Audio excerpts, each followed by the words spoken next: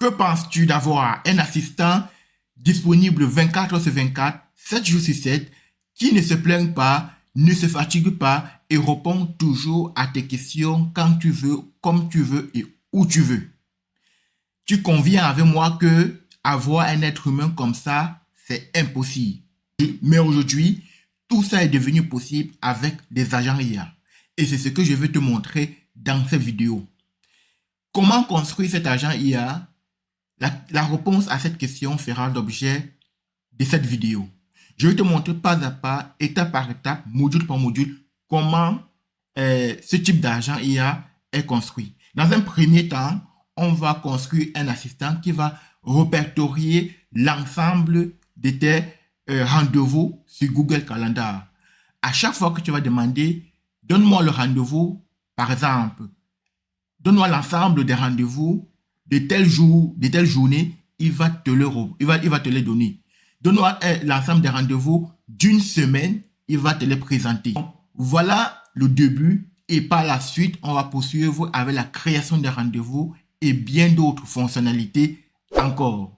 Donc sans plus tarder, on va commencer ça.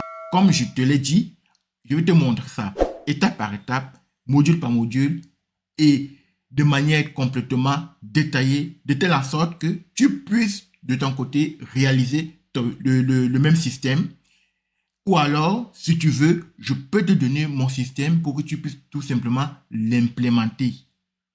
Donc, tu me diras ça en commentaire si tu veux, si tu as besoin de ce système et je me ferai le plaisir de te le faire parvenir. Donc, sans plus tarder, on va commencer notre agent IA. Tout d'abord, voici un outil ici là. Avant d'aborder cet aspect outil, il faut comprendre que pour construire un agent IA, on a besoin de plusieurs pièces. La première pièce, c'est d'abord le système.